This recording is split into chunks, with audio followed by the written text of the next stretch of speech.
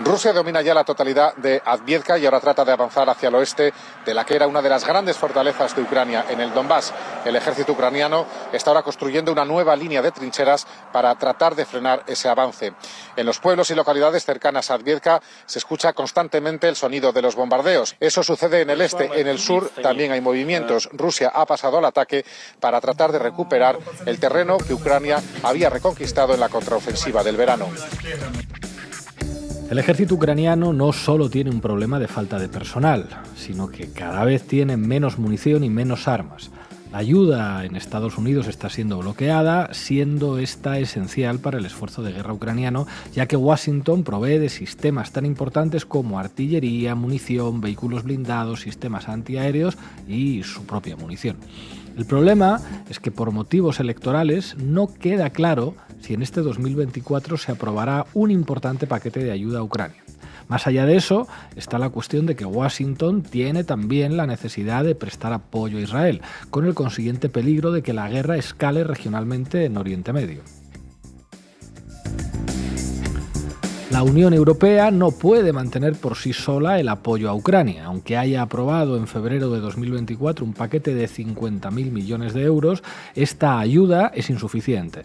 El paquete que quiere aprobar la administración Biden asciende a 60.000 millones, mientras que el FMI calcula que Ucrania tiene un déficit financiero anual de 40.000 millones. Es decir, la ayuda europea que tantos problemas ha causado para aprobarse es una cifra irrisoria para las necesidades ucranianas. Tras la toma de Avdiivka, es probable que el ejército ruso siga realizando operaciones ofensivas aprovechando la relativa debilidad ucraniana. No está claro que Rusia tenga la capacidad de romper el frente y conseguir avances importantes. De ahí que puede que el objetivo de Moscú sea desgastar al ejército ucraniano hasta que vea un punto de ruptura.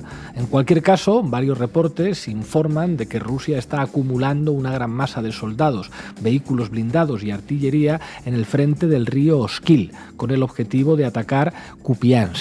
Esta ciudad es una posición estratégica que el ejército ruso perdió en septiembre de 2022 en la ofensiva relámpago ucraniana. Retomarla sería un nuevo golpe muy duro para Kiev en un momento en el que necesita buenas noticias ante un 2004 que se presenta a ciego. Bueno, esto escribe Pablo del Amo en Descifrando la Guerra. Bienvenidos y bienvenidas a La Base. La Base, con Pablo Iglesias, Sara Serrano, Manu Levín e Ina Afinogénova. Bueno, hoy en La Base volvemos a hablar de la guerra ruso-ucraniana y también de la situación en Rusia. ¿Qué nos tienes preparado, Sara Serrano? Bueno, pues más allá de denunciar la inaceptable persecución política a la que han sometido a Navalny y que se ha saldado de hecho con su muerte, creo que también es importante pues hacer un repaso de cuál ha sido su evolución ideológica y decir qué representaba políticamente. Manu Levín. Bueno, vamos a ver cómo está informando la prensa occidental sobre la última derrota ucraniana en el campo de batalla y cómo, digamos, que las posiciones editoriales sobre este conflicto han evolucionado claramente desde lo que veíamos hace algunos meses. Enseguida lo veremos. Ina. Vamos a ver cómo se prepara Rusia para ese plebiscito presidencial, elecciones que se celebrarán en marzo, en un mes ya. Y hoy vamos a contar con Juan Antonio Sanz de Público, es un experto en Rusia con el que contamos en muchas ocasiones en este programa. Arrancamos, Xavi. La Base de datos.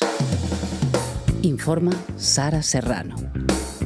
El 16 de febrero de 2024, en la colonia penitenciaria número 3, el preso Navalny se sintió mal después de un paseo y perdió el conocimiento casi inmediatamente. Los trabajadores médicos de la institución llegaron inmediatamente y se llamó a una brigada médica de emergencia. Se llevaron a cabo todas las medidas de reanimación necesarias, pero no arrojaron resultados positivos. Los médicos de urgencias confirmaron la muerte del condenado. Bueno, con este comunicado, el servicio penitenciario ruso informó de la muerte del opositor Alexei Navalny en la prisión del oeste siberiano en la que se encontraba recluido. El equipo legal de Navalny ha denunciado los hechos y ha asegurado que no tienen ninguna manera de confirmar o de desmentir la versión oficial de las autoridades rusas. Las autoridades rusas publican una confesión de que mataron a Alexei Navalny en prisión. No tengo ninguna forma de confirmarlo o de demostrar que esto no es cierto. El abogado de Navalny está en camino. Esto tuiteó su jefe de gabinete, Leonid Volkov. No tenemos motivos para creer en la propaganda estatal, añadió Volkov en Twitter. Si esto es cierto, entonces no es Navalny murió, sino Putin mató a Navalny, y solo eso, pero no les confío ni un centavo, añadió también Volkov. Con la muerte de Navalny desaparece la principal figura de oposición a Vladimir Putin en Rusia. Sí, muchos medios están presentando hoy a Navalny como un mártir por la lucha de la democratización en Rusia, pero creo que precisamente por esto es importante que hagamos un ejercicio de memoria y recordemos también cuál ha sido su trayectoria política. Pues vamos a ello. Alexei Navalny se formó políticamente bajo la influencia de la ideología neoliberal que siguió a la caída de la URSS. En la década de los 90, Yeltsin había comenzado un proceso de privatizaciones auspiciado por el Fondo Monetario Internacional que conduciría a la formación de una nueva élite capitalista en Rusia. La transición al capitalismo se convirtió en una enorme oportunidad de negocio y Navalny, que acababa de completar su formación universitaria en Derecho y en Finanzas, empezó a trabajar para empresas privadas que buscaban precisamente aprovechar esta terapia de choque. En el año 2000, Navalny se unió a Yabloko, un partido liberal que podríamos equiparar a los democristianos alemanes. En esos tiempos, Navalny se autodefinía como un neoliberal clásico que defendía la necesidad de reducir el gasto público, privatizar todas las empresas estatales y reducir las prestaciones sociales. En definitiva, un gobierno pequeño y total libertad para los negocios. Sin embargo, se dio cuenta de que una propuesta política puramente neoliberal no tenía muchas perspectivas de éxito en Rusia. Para la mayor parte de los rusos, las políticas neoliberales quedaron desacreditadas durante los años 90 y simbolizaban pobreza, desigualdad e injusticia. Pero sobre todo, tal y como recuerda Rafael Poc, el periodo de políticas neoliberales de Yeltsin imprimió en la conciencia social y nacional de los rusos humillación. Reivindicar ese periodo no servía para ganar elecciones, así que Navalny buscó otro nicho ideológico. Sí, a finales de la década de los 2000, Navalny se considera a sí mismo un nacionalista. Empieza a participar en manifestaciones de extrema derecha que recorrían las calles de Moscú entonando cánticos como Rusia para los rusos o Dejemos de alimentar al Cáucaso. Se trataba de marchas ultranacionalistas que protestaban, entre otras cosas, contra los subsidios gubernamentales a regiones pobres de minorías étnicas. Vamos a escuchar un fragmento de un vídeo en el que Navalny comparaba a los musulmanes de la región del Cáucaso norte de Rusia con cucarachas a las que había que exterminar a balazos. Corría el año 2007 y Navalny dirigía un partido minoritario, Narod, el pueblo, dedicado a la defensa del nacionalismo democrático, es decir, de los derechos de los rusos de pura cepa. Здравствуйте! Сегодня мы поговорим о борьбе с насекомыми. Никто из нас не застрахован от того, что в наш дом заползет таракан. Фу! Ну или в форточку залетит муха. Все мы знаем, что от мух отлично помогает мухобойка, а от тараканов – тапка. Но что делать, если таракан окажется слишком велик, а муха не в меру агрессивна?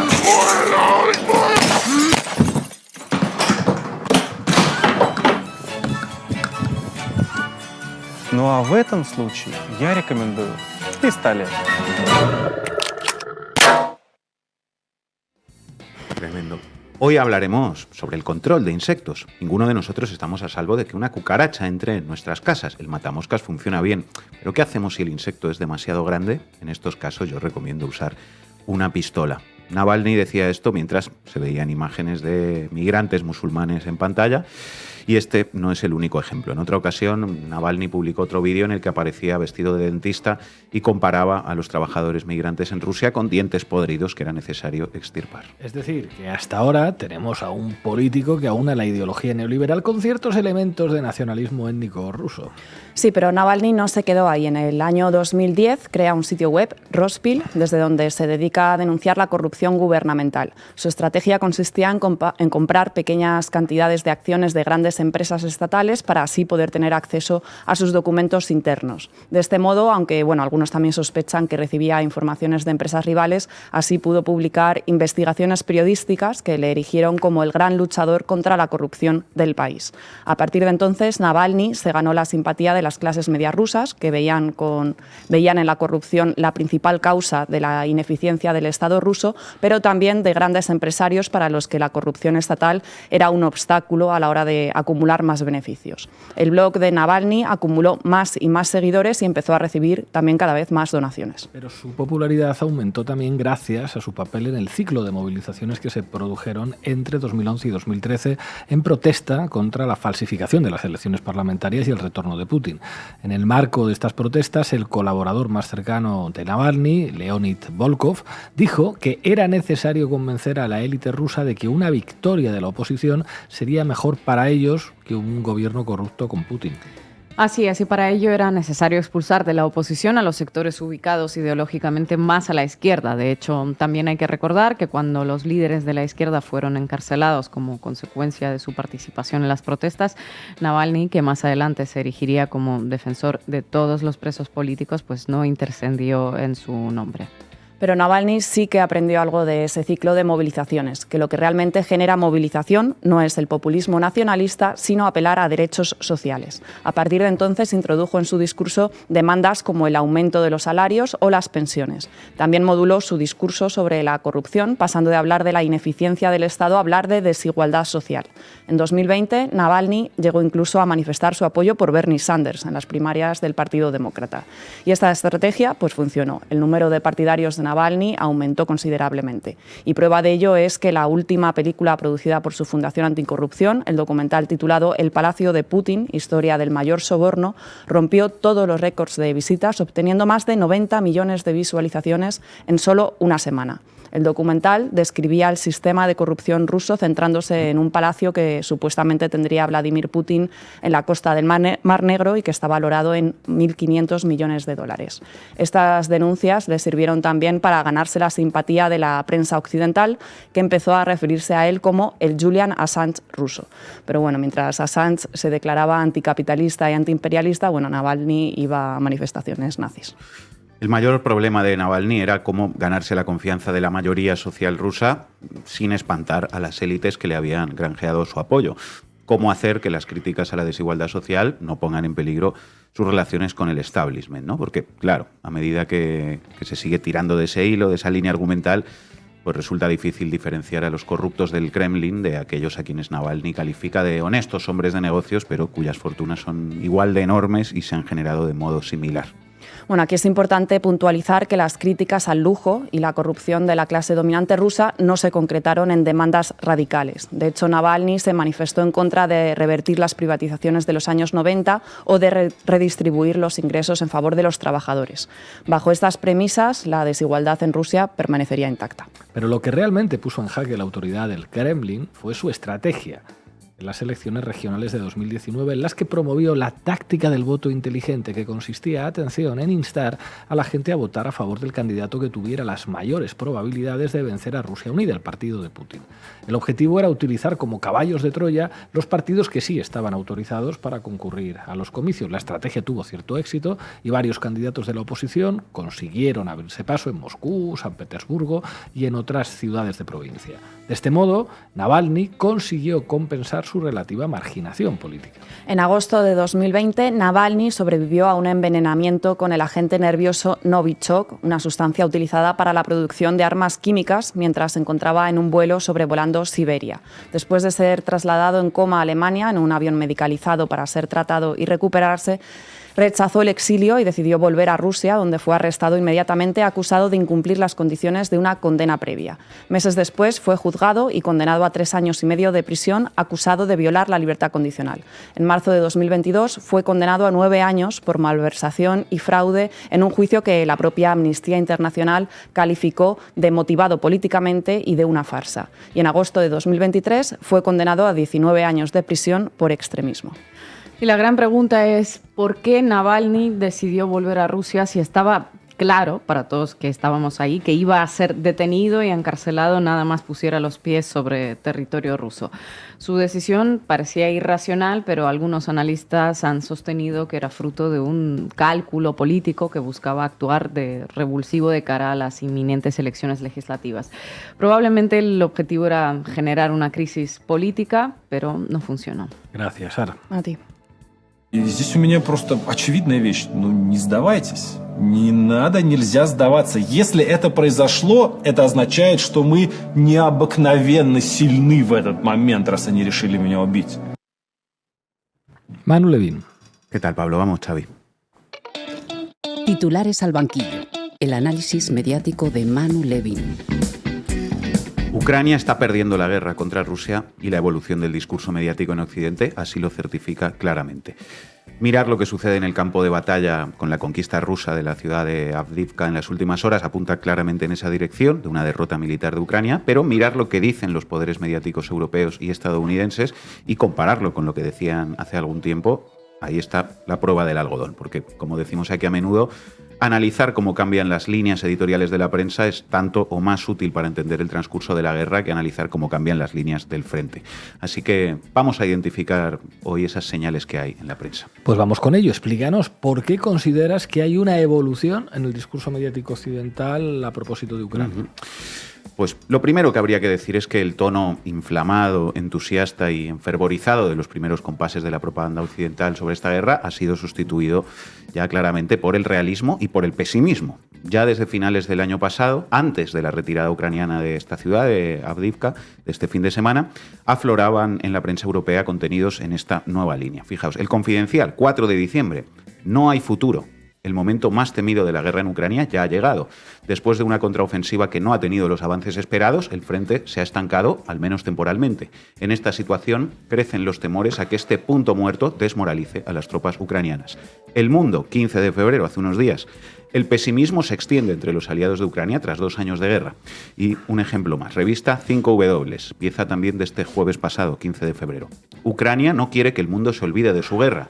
El desgaste emocional de 2 años de conflicto, las dudas sobre la continuidad del apoyo occidental y el fracaso de la contraofensiva abren una nueva etapa en Ucrania. Desgaste, dudas, fracaso, desmoralización, pesimismo son las significantes clave de estos titulares. Nada que ver con lo que se decía hace algunos meses. Ya veis que no.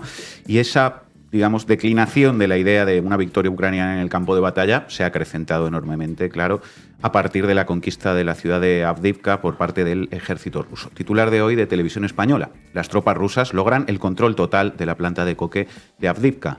El periódico. Ucrania se retira de Avdiivka y cede a Rusia su principal plaza en la región de Donetsk. Kiev ordena retroceder a sus tropas para evitar que las rodeen los rusos y renuncia a un enclave estratégico. La prensa achaca casi unánimemente esta derrota de las tropas ucranianas al agotamiento de la ayuda militar de Estados Unidos y sus socios a Zelensky, ¿no? Absolutamente. El Mundo. Ucrania se retira de las ruinas de Avdiivka por falta de munición.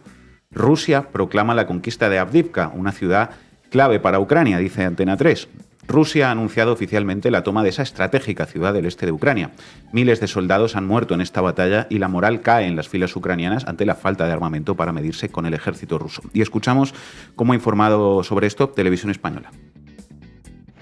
Kiev anuncia que se retira de las posiciones en las que estaba combatiendo en la ciudad de Avdiivka, en la región de Donetsk.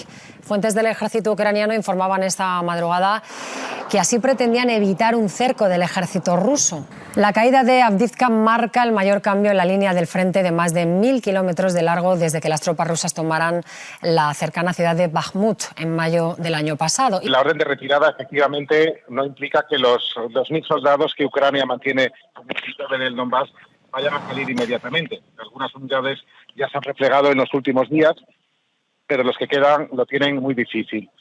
Rusia controla prácticamente todas las salidas y los militares de Ucrania tienen que escapar a pie, dejando atrás posiblemente a heridos y equipamiento. Las próximas horas y días son cruciales para el destino de esos hombres. No se sabe lo que va a ocurrir después. Rusia podría intentar seguir su avance ante una retirada desordenada de las fuerzas ucranianas.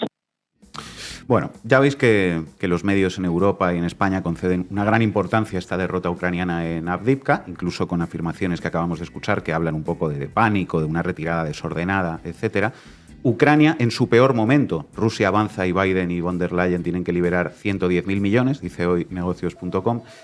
Bueno, tanto es así que hoy es frecuente encontrar en la prensa la lectura de que esta derrota supone un punto de inflexión. Ya hemos visto que la revista 5W hablaba de una nueva etapa, ya antes de la retirada definitiva de las tropas de Ucrania de ese enclave, y ese marco, pues lógicamente, ha crecido en las últimas horas. ¿Es la caída de Avdiivka una señal de que Rusia está cambiando el curso de la guerra en Ucrania? Se pregunta la BBC, que responde que sí en su texto.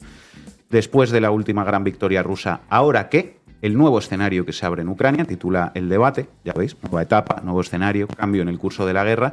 Televisión Española también habla hoy de que el conflicto ha entrado en una fase de estancamiento y afirma que la prolongación del conflicto beneficia a Rusia, al contrario de lo que escuchábamos hace algún tiempo. Y vamos a oír un momento más de la pieza de antes en la televisión pública.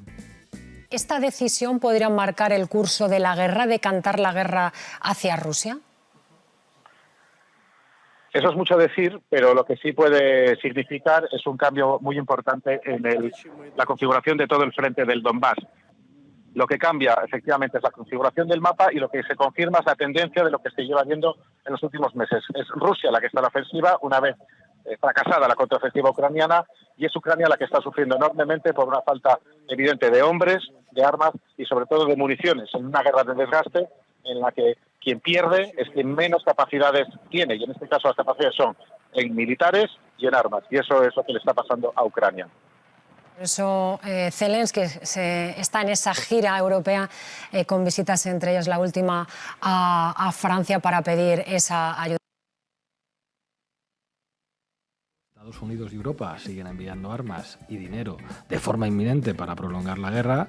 Quién sabe por cuánto tiempo más, pese a que Televisión Española ya dice que esa prolongación también beneficiaría a Rusia, o por el contrario, Ucrania habrá perdido la guerra definitivamente. Esa es la lectura clarísima y unánime que hay hoy en los medios de comunicación europeos. O se sigue dopando urgentemente al ejército ucraniano o la derrota está asegurada. France 24. Tropas ucranianas se retiran de Avdiivka. Preocupación en Kiev por falta de municiones. El País. Zelensky clama contra el déficit de armas para Ucrania que da ventaja a Putin. ABC. Ucrania necesita asistencia militar con urgencia para evitar que se repita otra Avdiivka. Las fuerzas ucranianas recibieron la orden de retirarse el pasado sábado ante la abrumadora superioridad aérea del ejército ruso. Y uno más, El Mundo, en cuyo titular ya aparece por primera vez quizá el sintagma perder la guerra. Los soldados ucranianos que se retiran de Avdiivka. Si no nos mandan munición, Ucrania perderá esta guerra. Vaya, ¿y qué dicen ahora los que hablaban de que no cabía ningún tipo de negociación de paz y que esto solamente se podía resolver en el campo de batalla con una escalada armamentística? Pues os cuento precisamente esto para acabar, porque donde realmente se ve cómo se han movido las posiciones editoriales, más allá de estas piezas, digamos, informativas, es en los contenidos de análisis y de opinión. Os traigo algunos ejemplos porque las posiciones aquí han evolucionado en varias direcciones. Por una parte, quienes se posicionaron a favor de una escalada armamentística desde posiciones progresistas, o al menos una parte de ellos, ahora están girando claramente. Por ejemplo, ayer se podía leer en el diario.es una pieza de Isaac Rosa, Construir la paz a través del diálogo o algo así, era el titular, que decía, tras casi 2 años de guerra en Ucrania, solo hay un mensaje en Europa, Estados Unidos y la OTAN. Hay que enviar más armas, fabricar más munición y aumentar el gasto militar mientras sube la factura bélica, critica Isaac Rosa. Vaya, así que ahora enviar más armas, fabricar más munición y aumentar el gasto militar ya no sirve para nada y hay que construir la paz a través del diálogo. Pero defender esa posición no era hacerle el juego a Putin. Eso no era apostar por la rendición de Ucrania, ser un traidor a los valores occidentales y todo solamente para molestar a Yolanda Díaz. En fin, nunca es tarde si la dicha es buena. Bueno, ya no hay que enviar armas y hay que negociar. Columna en el diario de Menorca. Negociaciones de paz para acabar con la guerra en Ucrania. La derrota en Avdiivka constituye un punto de inflexión en la guerra que comenzó hace ahora 2 años, cuando los rusos cruzaron la frontera y atacaron a Ucrania. Pero hay un problema doble que no existía en febrero de 2022. Las municiones de Kiev se están acabando y su ejército necesita nuevas tropas. Moscú, en cambio, está sobrado de soldados y tiene una capacidad industrial infinitamente más poderosa que su rival. Todo depende de que Estados Unidos y Europa sigan aportando dinero y armamento, y la administración Biden se encuentra con problemas para financiar la resistencia ucraniana. La crisis económica y la guerra en Gaza han enfriado el apoyo de Estados Unidos, que en los primeros meses fue incondicional. Si finalmente Zelensky es derrotado por Putin, los países europeos estarán en peligro, sobre todo los limítrofes con Rusia. Se imponen ya unas negociaciones de paz que acaben con 2 años de matanzas. Se imponen ya unas negociaciones de paz que acaben con 2 años de matanzas. También escriben en cirílico ahora en el diario de Menorca. Otra señal muy clara de cómo están evolucionando los mensajes en la prensa europea. ¿Recordáis a Antonio Papel, el periodista español que decía hace unos meses en televisión que si había que ir a una guerra nuclear con Rusia, pues se iba? Bueno, pues esto es lo que dice ahora esta misma persona, Antonio Papel. Columna en El Periódico de España. Ucrania del estancamiento a la congelación. Esta victoria parcial de Moscú, lo de Avdiivka, es la más importante desde que en marzo los rusos tomaron Bakhmut, centro administrativo de Donetsk. Tanto Zelensky como el secretario general de la OTAN, Stoltenberg, remarcaban horas después en la conferencia de seguridad de Múnich que la disminución de los suministros de armas desde Estados Unidos a Kiev está debilitando la resistencia ucraniana a la agresión. Papel habla también de la fortaleza de Rusia. Dice, es indudable que el porvenir de Ucrania está lleno de sombras. La muy publicitada contraofensiva ucraniana que había de tener lugar el verano pasado no llegó a materializarse, mientras Rusia se iba moldando a las sanciones occidentales por el procedimiento de apoyarse en los países del sur, China e India particularmente, que le proporcionaron suministros vitales y le permitieron seguir desarrollando una notable actividad comercial. Bueno, pero la clave de esta columna de Antonio Papel, a mi modo de ver, es que revela un esfuerzo por empezar a enmarcar como una victoria para Ucrania, o al menos como un escenario aceptable, que Rusia se quede con el 20% de lo que era el territorio de Ucrania antes de la invasión, dice Antonio Papel.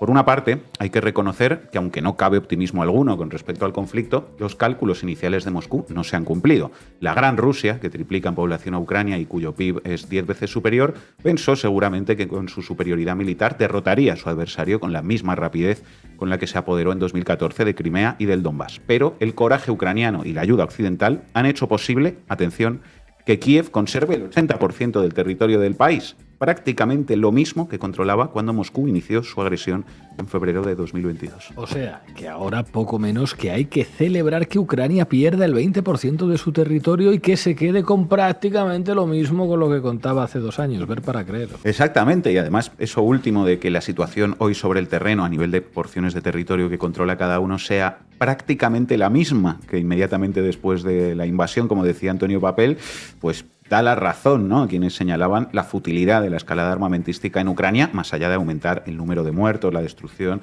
y la intensidad del régimen de guerra en términos políticos. Jorge Dezcayar, que fue director del CNI, nada menos, viene también con una argumentación similar en el 20 minutos. Dice Dezcayar, atención, cito literal, que la cesión de Ucrania a Rusia de zonas como el Donbass o Zaporilla no es una solución buena, pero no se me ocurre otra mejor. Ya veis que la pérdida de territorios ucranianos pues ya se está naturalizando como un escenario aceptable, y añade Dezcayar que Europa, cito literal, necesitará entenderse con el país euroasiático. Está ahí y no nos interesa que acabe en los brazos de China, dice este diplomático. Eso sí, también dice que a Putin, por su parte, tampoco le ha salido bien la operación, porque sí le preocupaba la expansión de la OTAN hacia el este, ahora tiene a la OTAN en la frontera y a Suecia y Finlandia pidiendo entrar, con lo cual lo que ha conseguido es ampliarla y tenerla más cerca. Nadie gana y todos pierden. Vamos, que lo único que engendró todo esto en los últimos 2 años, según este análisis, es militarización, miles y miles de muertos, destrucción, nacionalismo y régimen de guerra. Bravo por quienes diseñaron toda esta aventura a uno y a otro lado. Bueno, hemos visto que parte de la prensa progresista en cuyas páginas se apostaba por la escalada armamentística, hoy se habla en esas mismas páginas de buscar una negociación.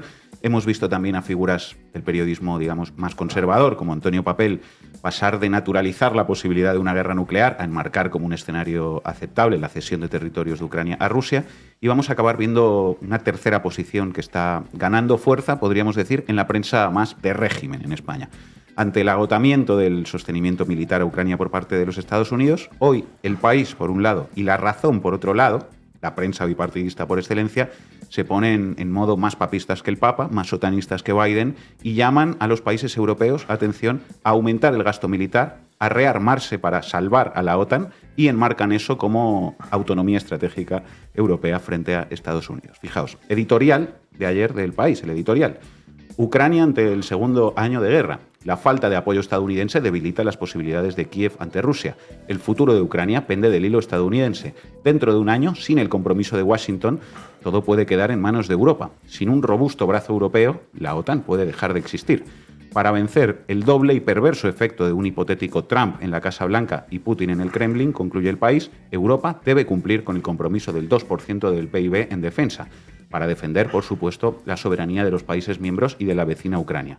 Toda la responsabilidad recae a partir de ahora sobre las espaldas de los gobiernos europeos y de las instituciones de la Unión Europea. Será la prueba definitiva, dice El País, de la deseada autonomía estratégica. Y básicamente lo mismo, como os decía, en La Razón. Más gasto en defensa para protegernos de Putin y de Trump, es el titular.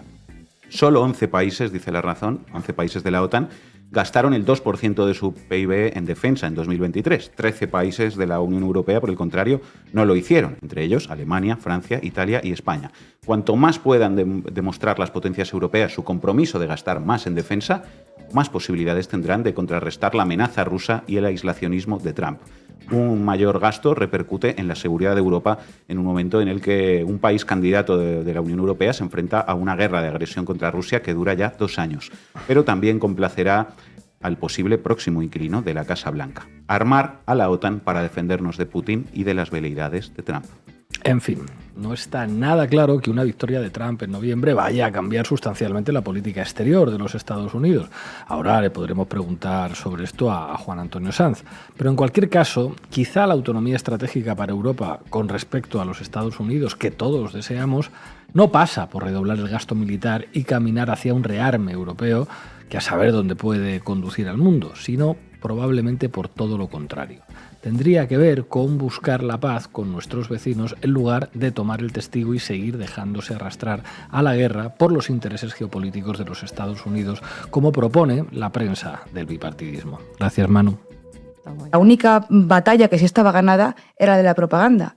Y empieza también a resquebrajarse. Y creo que eso también es interesante, ¿no? Cómo las narrativas sobre Ucrania, que hace 1 año y medio estaban súper instaladas en el imaginario público europeo, incluso norteamericano y canadiense, si quieres, empiezan también a ser cuestionadas. Ina. Vamos, Xavi. ¿Pa' qué me invitan? El análisis internacional de Ina Afinogénova. En unos días se cumplen 2 años de la invasión rusa de Ucrania, con un balance de víctimas por los 2 bandos que no se revela, pero que se elevaría a varios centenares de miles de muertos, según datos de la inteligencia estadounidense. En un mes se celebran las elecciones presidenciales en Rusia, en un proceso que se asemejará más a un plebiscito y validará el mandato de Putin por 6 años más. La semana pasada, mientras la entrevista que le había hecho el trumpista Tucker Carlson rompía récords de visualizaciones, con pocos días de diferencia nos informaron primero de una condena de cárcel para Boris Kagarlitsky, sociólogo antibelicista, uno de los principales intelectuales marxistas de la Rusia actual, por apología del terrorismo. Y luego, para rematar la paliza, se informó de la muerte de Alexei Navalny en prisión. Un inciso: Alexei Navalny nos puede caer bien, mal o regular, su pasado político es el que es, ya lo explicó Sara, no era una figura de izquierdas, por decirlo suavemente, pero a estas alturas resulta totalmente irrelevante lo que representó ideológicamente. Hablamos de un hombre sano, de 47 años, que murió en una cárcel de Siberia después de haber sido trasladado de una colonia a otra, en el círculo polar, y después de haber sido mantenido en celdas pensadas para asesinos en serie, en celdas de castigo durante semanas y meses sin luz y sin calefacción en el Ártico, enganchando una enfermedad detrás de otra allí mismo y sin recibir atención. Y todo ello después de haber sido envenenado con un agente nervioso en 2020. La privación de la libertad es la privación de la libertad, no debería suponer torturas. Su muerte, fuese por acción o omisión, es responsabilidad del Estado. Y es un aviso por parte de ese Estado a todos los demás presos políticos, que actualmente son más de 600 en Rusia. Cualquiera que se atreva a ir en contra del status quo acabará mal, sin distinción. Puede ser jefe de un ejército privado, como Yevgeny Prigozhin, y su mano derecha neonazi, como Dmitry Utkin, o puede ser un liberal de derechas con apoyos occidentales, como lo fue Alexei Navalny. Todos acabarán igual. Bueno, y en este contexto, ¿queda alguna fuerza disidente capaz de oponerse a Putin y sobrevivir? El margen para oponerse a las políticas de Putin y sobre todo a la guerra fue muy estrecho desde incluso antes de la guerra, antes de la invasión, así que con el inicio de la misma prácticamente dejó de existir, y los últimos acontecimientos son una suerte de aviso. O apoyáis a la patria en esto o la patria ya verá qué hacer con vosotros. Por supuesto, nosotras dudamos mucho que apoyar la guerra sea lo mismo que apoyar a la patria, de hecho nos parece más bien al contrario. Pero está claro que esa no es la forma de pensar de la actual administración de Rusia.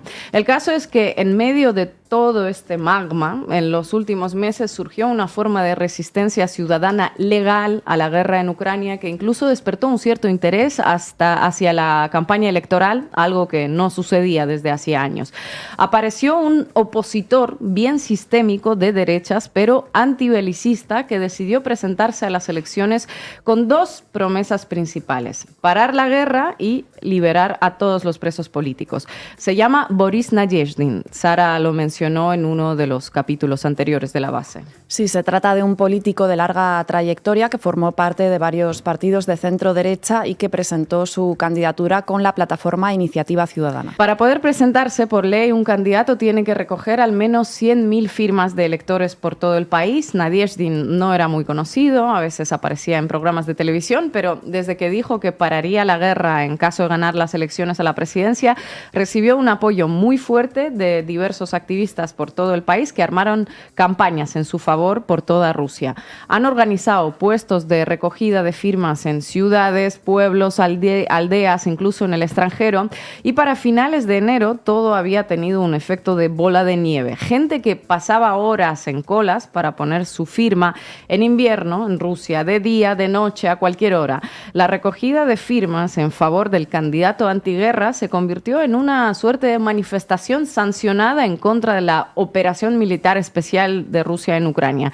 Y desde luego fue la mayor acción política pública de los últimos años en un país que lleva tiempo con ese derecho cercenado. Claro, como no pueden salir a protestar sin asumir el riesgo de ser detenidos o apaleados, pues ponerse en fila para firmar un papel en un proceso que está regulado por ley es la manera más inofensiva de expresar el descontento, ¿no?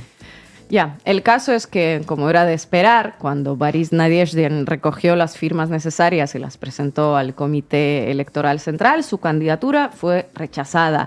La excusa oficial era que hubo varias firmas de gente fallecida. Boris Nadezhdin se quedó así fuera de la contienda y con ello se fueron al traste las esperanzas de todos y todas las que estamos en contra de la guerra. Y por cierto, eso es lo que significa su apellido, Esperanza, Nadezhda.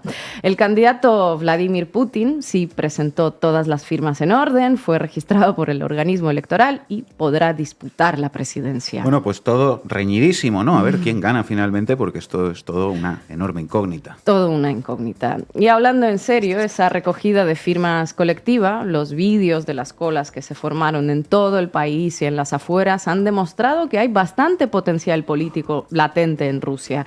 Gente que tiene miedo a salir a las calles a protestar, pero que aún con todo no aprueba la guerra y desea que se acabe. Fue algo importante para muchas personas ver que no estaban solas. Después de 2 años de intentos de la propaganda bélica, tanto rusa como occidental, de convencerlas de lo contrario, de que todos apoyaban a Putin y su belicismo. Pues no están así. Sin embargo, la fuerza a la que esas personas apoyaron no podrá disputar nada y muy probablemente el próximo 17 de marzo, día de las elecciones, volvamos a ver una cifra abrumadora de votos a favor de Putin, ¿verdad? Es lo más probable, por no decir que es lo único posible en estos momentos. Además, en el frente, Rusia parece ahora mismo mucho menos vulnerable que Ucrania y esto de cara a las elecciones va a ser de suma importancia para invocar el orgullo nacional, la gloria bélica y todo aquello que le ha funcionado tan bien a Putin. Ucrania, por su parte, no está en su mejor momento, ya lo comentamos aquí, está perdiendo territorios y lleva 2 meses casi ya sin asistencia de Estados Unidos. Esa falta de ayuda la compensa algo la Unión Europea, que aumentó sus aportaciones, pero su potencial industrial es más débil, de manera que a Kiev le falta munición de artillería. Hay problemas de defensa aérea, etcétera. Mientras que Rusia, al fin y al cabo, depende principalmente de sí misma y de su propia producción. Así es, el reciente colapso de Avdiivka no es una caída de un pueblo sin más, era el principal fortín ucraniano en el Donbass. Su toma facilita una ocupación más rápida de más territorio sin tanto desgaste militar. La financiación de Estados Unidos llegará tarde o temprano, eso lo podemos dar casi por seguro. La pregunta es, ¿cuántas víctimas más habrá en ese rato en el que no llega y cuántos kilómetros más del Donbass caerán? Porque pese al desgaste militar ucraniano, la contraofensiva fracasada, los cambios del mando militar, la falta de recursos humanos, por no decir de carne de cañón, y de armamento, y pese a la fatiga, el plan occidental sigue siendo más guerra. una solución en el frente bélico, como dijo Josep Borrell hace ya tiempo.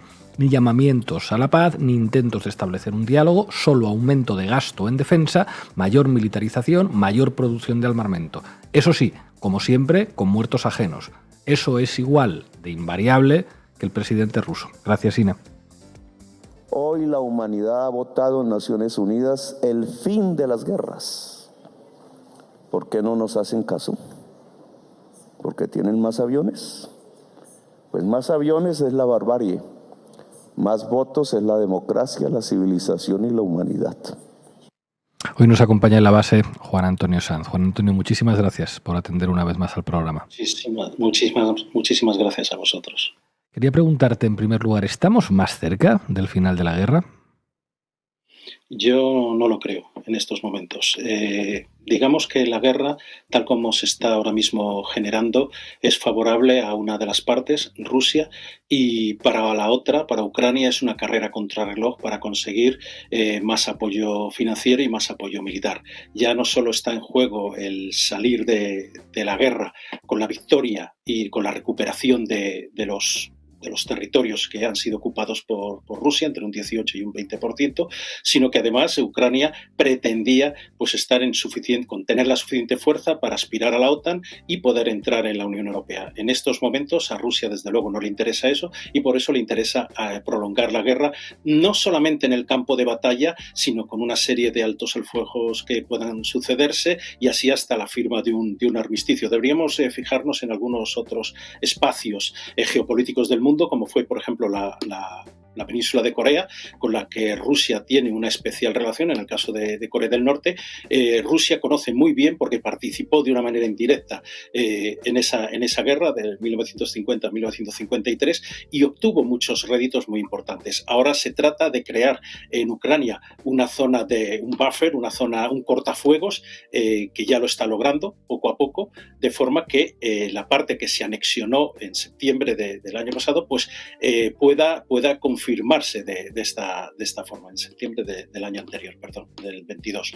Entonces, lo que se pretende en estos momentos, lo que pretende Rusia es prolongar la guerra, una guerra de posiciones, pero en la que la iniciativa la están tomando ellos y logran de vez en cuando pues unas victorias como esta de Avdiivka, que yo creo que es la victoria más importante desde que comenzó la guerra para los rusos, mucho más que la de Bakhmut. ¿Por qué? Porque es una victoria que efectivamente da un cambio de dirección, es un punto de inflexión, no ya para Rusia, sino para el resto de países que han estado apoyando a Ucrania. Y eso es lo que es importante. Vamos a ver, la guerra en torno a Avdiivka, que lleva meses, es simplemente la constatación de lo que ya estaba ocurriendo. Hay ofensivas rusas pequeñas que están teniendo su sentido y que tienen resultados. En cambio, la gran contraofensiva ucraniana que comenzó en junio del año pasado ha sido un total fracaso. Y hay que decirlo así, ha sido un total fracaso, porque solo ha llevado a una cuestión, a gastar hombres, y Ucrania no tiene suficiente personal para aguantar otros 2 años de guerra, y desde luego, sobre todo, para que Europa gaste miles de millones de euros y Estados Unidos ha cansado. O parte de la política de Estados Unidos ha cansado y han dicho, bueno, esta ya no es una guerra en la que se decide el futuro de Europa y el futuro de la humanidad, sino que posiblemente es eso, un conflicto exsoviético, y vamos a ver cómo arreglamos un conflicto soviético como hemos arreglado otros. Y eso supone, desde luego, y por desgracia para los ucranianos, la pérdida de parte de su territorio, que está ya prácticamente zanjado. ¿Qué tal, Juan Antonio? Yo quería preguntarte sobre los efectos que puede tener la muerte de Navalny sobre las elecciones presidenciales rusas que están previstas para este mes de marzo. Bueno, yo creo que sobre las elecciones no van a tener mucho efecto. Lo que ha tenido muy mala suerte Putin, y por eso habría que poner muchos interrogantes sobre la idea del asesinato y sí contemplar desde luego una responsabilidad total en la muerte de Navalny, porque en estos momentos desde luego lo que ha hecho ha sido oscurecer, ensombrecer la victoria de Avdiivka, que es muy muy importante para los rusos, digamos para Putin, porque era digamos el estandarte que quería enarbolar de cara a estas elecciones.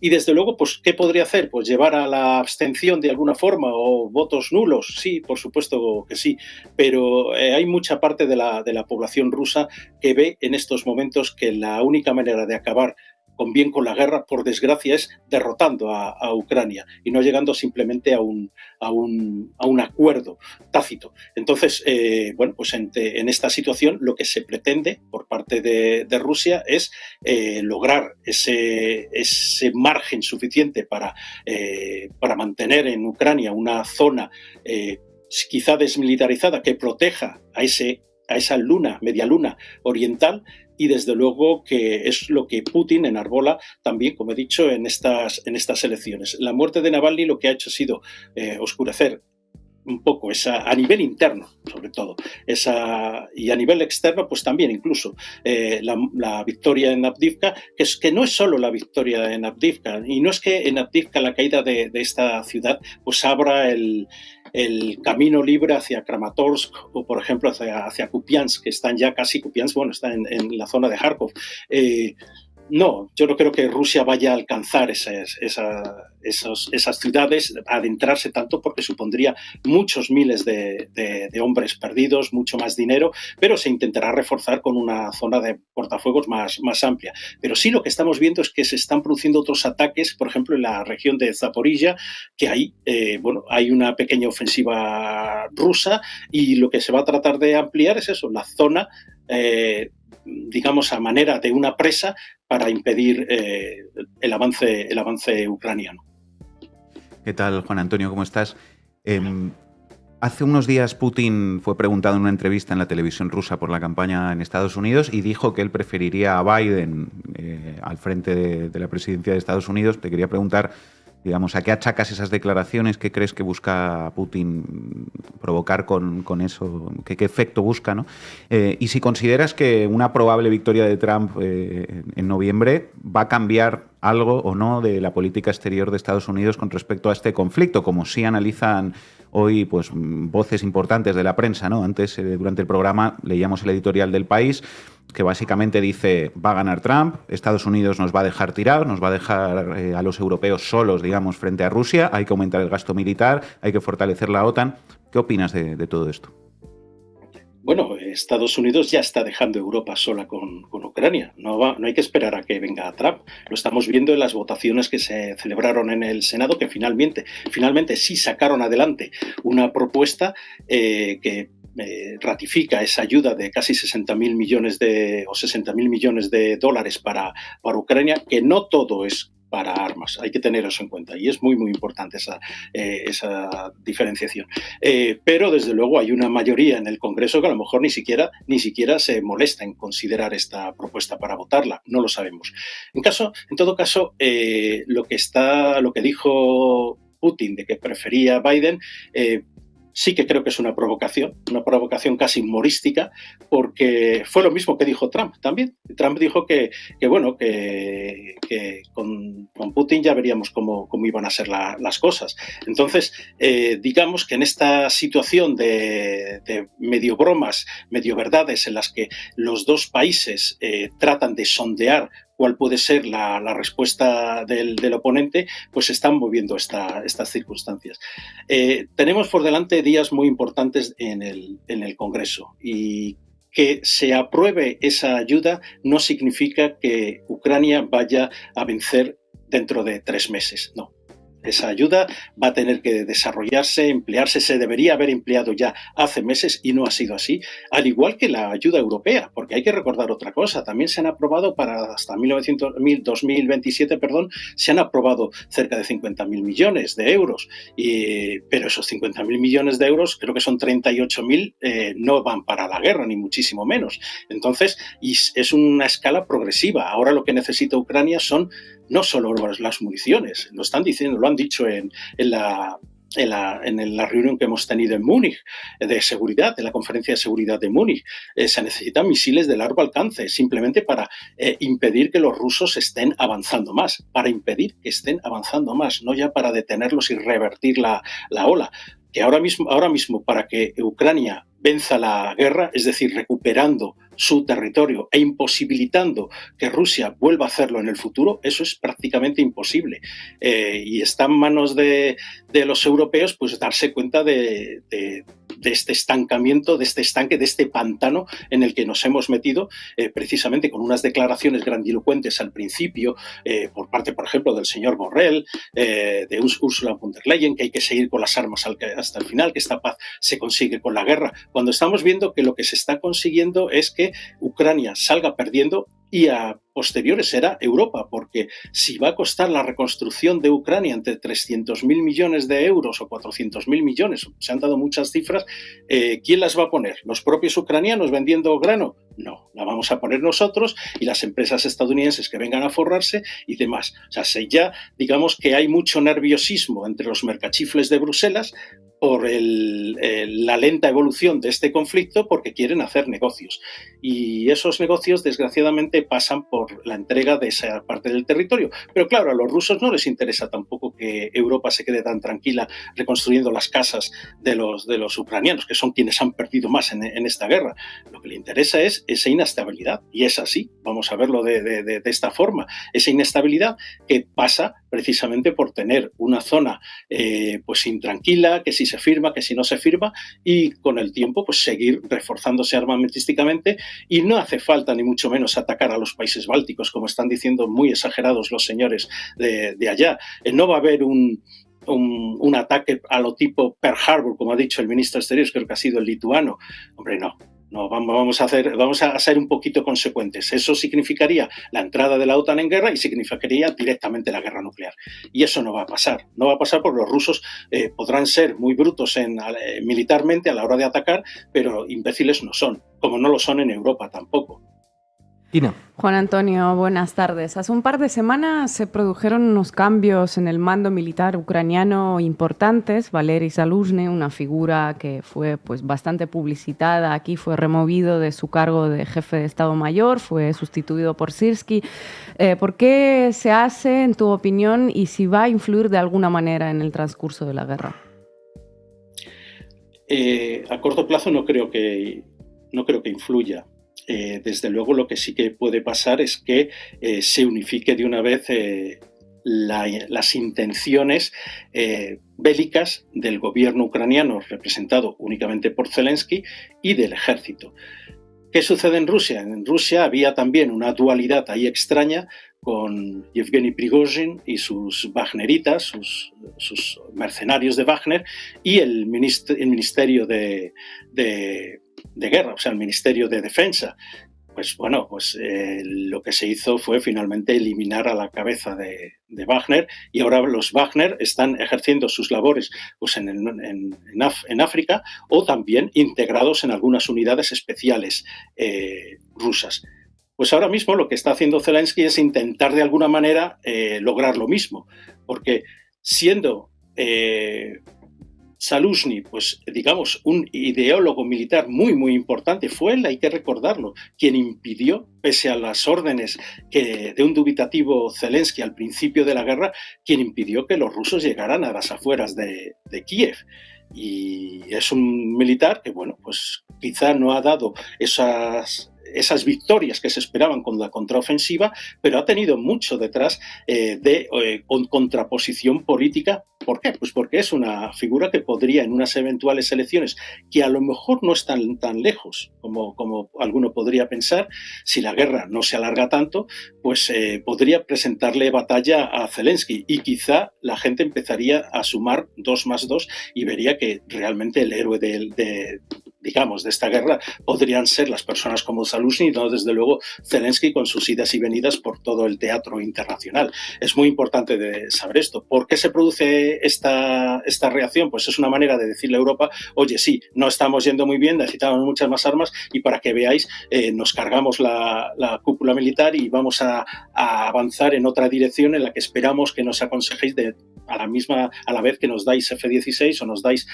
misiles de largo alcance, Taurus, que es muy interesante esto, por ejemplo, lo de los Taurus alemanes, que son unas armas que están reclamando los ucranianos desde hace tiempo, y que Alemania, pues por no indisponerse más con Rusia, no se las va a dar. La misma Alemania que dice que tenemos que aumentar al 2% o mucho más el gasto en defensa y que ellos están dispuestos a gastar 100.000 millones de euros. Entonces, esta guerra es una guerra dominada por la hipocresía y esa hipocresía se demuestra sobre todo en Europa y así nos está yendo que no acabamos de ver en qué dirección se está desarrollando el conflicto y cuán peligroso es para los intereses europeos.